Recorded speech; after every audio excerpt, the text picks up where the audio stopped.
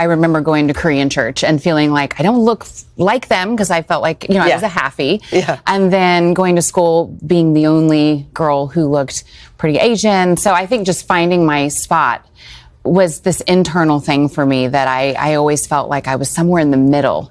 But I saw the beauty of both of those worlds, seeing my father, his culture, my mother and hers. So I really saw the beauty in it. But I think as a little girl, it's always the lunchroom for me. Yeah. And I would bring the lunch because I loved rice. I loved my mom's food. Yeah. And in the moment when you'd open it, that's when all the kids were like, what? And that's kind of when the teasing started. And, I think so many of us, we go through that phase of getting teased. And for me, I just shoved it. I never processed it with my parents.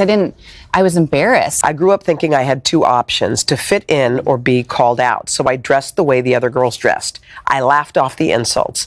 I told the other kids my middle name was Ann because it sounded more American than Lee. Mm-hmm. The lies I told out loud, though, weren't as harmful as the lies I was letting take root in my heart. That the person I was made to be wasn't good enough.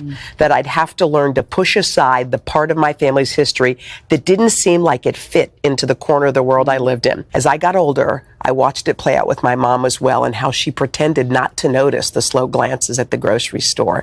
So I pretended too.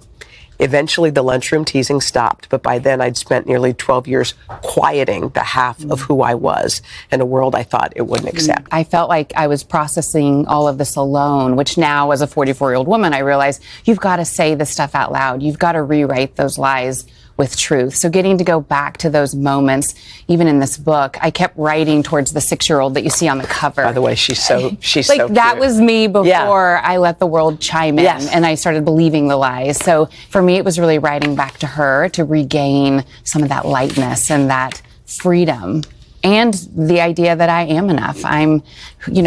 This is me.